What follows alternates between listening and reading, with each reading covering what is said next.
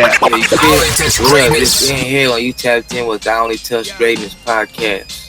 West Side. Obviously yourself, but I haven't seen anybody since your dad come along that can sing like that. Closest I've would even come close to considering, maybe Ty Dollar Sign, but he's not Nate Dogg. Yeah, I mean that's just all we've been stuck with the last few years. Yeah. And, once we get like past the development part with me, and once people realize I'm not going nowhere, and we got some big shit about to close with the estate and just the name, and once they realize kind of what it is and what we are, people will know not to keep playing with the with the family like that, and just with the name like that, and Snoop included. It kind of don't matter who you are, just anybody to feel that they have the right to speak on Nate Dogg head. It should be it should have some type of cost or consequences. I don't really care who you is, and that don't make it valid. Right.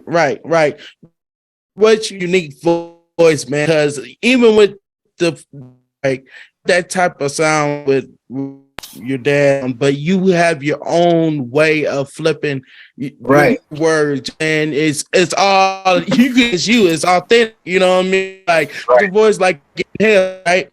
Like with a young dog, right? Like show me something, like just part, like tell us a little bit of the origins about writing that, then and go broke. Shit, show me something. That's a special record, cause that's some shit. Like as soon as I heard that beat, like my producer was making that shit. As soon as he, like, by the time he was done making that shit, I probably was done writing that shit.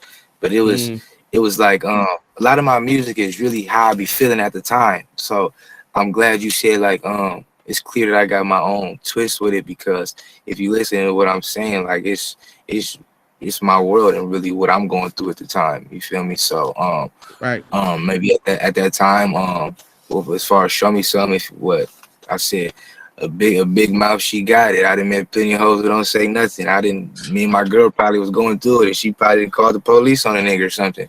You feel me? So that was the first bar that I felt, like nigga, just on some player shit, like they just roll out and roll off like that. So when it come to go broke, it's like nigga, the hook is nigga,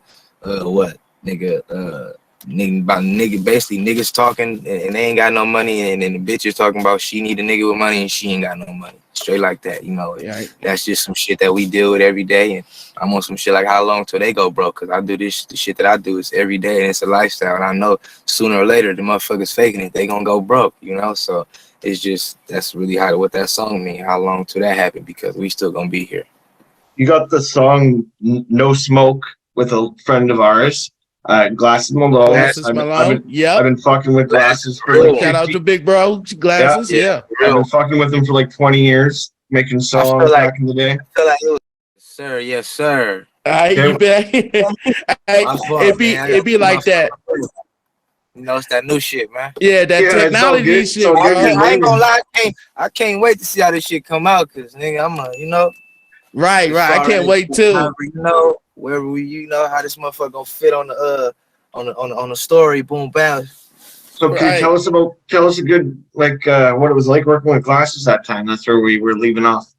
Yeah, I mean, well, what I was gonna say is, I just felt like it was only right to get a song with him, just cause, he was like something big, at least to me, over here on the West. Like he had a lot of records and shit that I fucked with, that shit with T-Pain he had and shit. So he was just, it was something that I had to do, and I felt like it was only right.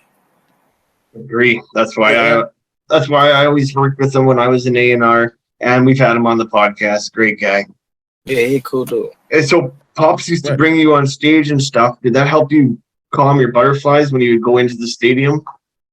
Nah, hell no. I got the same butterflies to this day from, if I'm from performing to playing football, it's kind of always been like that. But what I can say is it did, prepare me or teach me how to prepare for those moments, if that makes sense. I always had butterflies, but just being that close to somebody like that, it allowed me to know like maybe what I needed to do to prepare for those moments. So I believe maybe the butterflies is just something that come with it, and after you get those out, it's just instincts and just your level of performance. And like I said, instincts. I think that's the main thing. Once you just able to roll it out, you good. And you still you're still performing and stuff. Do you get any nervous or butterflies ahead of time, or do you have any pregame rituals and pre-show rituals? Like, do you want to do it, smoke one or drink one, or?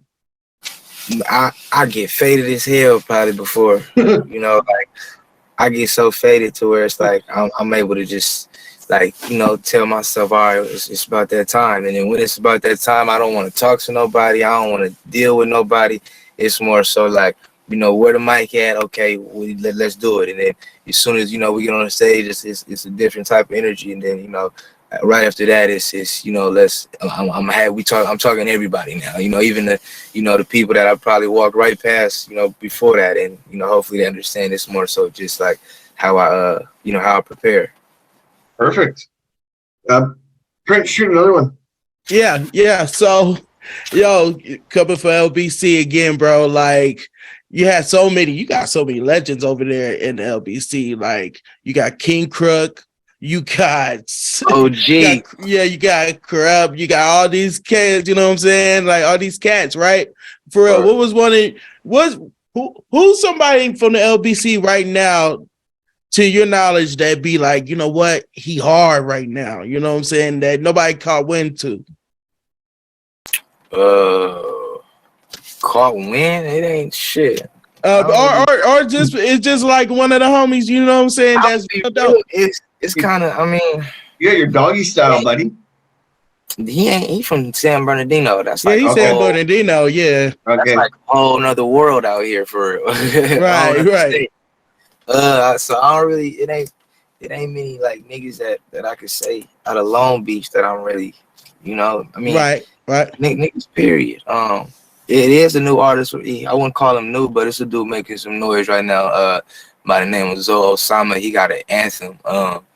He got a record called Underrated. He can push that shit far. I think it's like the next like world international record since like a Tatiana type of song. He can push that motherfucker for a good 3-4 years until he can let it go if it's pushed right. So right. So him. But at the end of the day, it's like if the business ain't right, a lot of guys, they just got the show. So right. If he could push that record and get the business right, then he'd be good. That's a name that we all would know real well in the next 6 months. Right. And then I wanted to talk about this too, man. The next episode, man, you got to you worked with the homeboy. That's really what I'm about to be on. You used to work with LFinguz too. Shout out to LFinguz, because I met him on Clubhouse before. Listen. You still fuck with him, don't you? LFinguz showed me something. He produced like a lot of my songs. Yeah. That's my nigga that like if I feel like I'm taking like steps down and I gotta pull something out the bag now, and we gotta figure out like we gotta make a move now, and we gotta build something and put it together. Like, I'm flying to Vegas and I'm going right to LFinguz. You feel me? In the morning tomorrow. You feel me? Type shit. Like, right. That nigga called me today, and I told the nigga, all right, I had to pick up this car right here because I'll be renting this bitch out with my other shits and shit. I'm like, man, I'm about to go pick up one of my cars, and I'm on the way, nigga. I'm gonna call you. But I ain't do that, nigga. I got a kid and shit now, but that's that nigga. That's like my main producer. Right. Because I was like, damn, he fuck with LFinguz. I was like, yo, that's fucking nuts. You know what I'm saying? Shout out to him. He's a real motherfucking one, man. Like, just talking to him, he talks about like Kansas City artists and shit. And I was just like, yo, he said, man, I would love to work over here, because he worked with somebody from our section by the name of Young Cat. And he was like, yo, man, I've been tapped into y'all shit. And I was like, yo, we've been fucking with you too, LFinguz, because that's a name for real. Like, what's one of your, you know what I'm saying? I know you got like a good moment with LFinguz, you know what I'm saying, soaking some game up from shit. I mean, not no game, but I got moments, a lot of moments with this nigga, man. Right. What's so dope about him is like he a nigga, he's so special to where we like when I'm coming in, we working all night, right? So it'll be about 2, 3 in the morning, right? Right. He making a beat and shit, right? Whatever, making a beat. Woo, woo. We faded, nigga. Out of nowhere, this nigga start passing out. He'd be sleep, snoring. Right? I said fingers. Just say his name 2, 3 times. Nigga, wake back up and get right back to it. Right, nigga, right back. And that shit like that is just it's just special to me because nigga, like, we get that shit done. You feel me? Like I can get frustrated and be like let's come back tomorrow and let's but I wake this nigga up and he still got that drive to get this shit done. You feel me? So he a nigga that I love shit like that because not many niggas really bleed this shit. He a nigga that really bleed this shit. He can go 24 hours. This nigga all he need is this, that, and he might take a power nap and he might fall asleep on them keyboards, nigga. But if you there waking him up, he gonna wake up. Same shit he was doing when he was asleep, and that's some shit that I like, nigga. I didn't fell in love with for real, and I think it's like magical because, nigga, the process is crazy, and you'll be like, damn, what the fuck is this? And then by the end of it, you'll be like, yo, this shit is magic.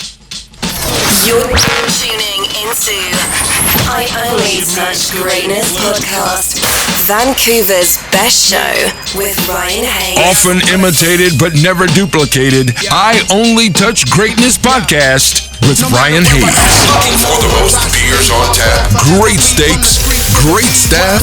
Head over to the John B. The John B. Pub, the best bar in town. Say Hayes sent you.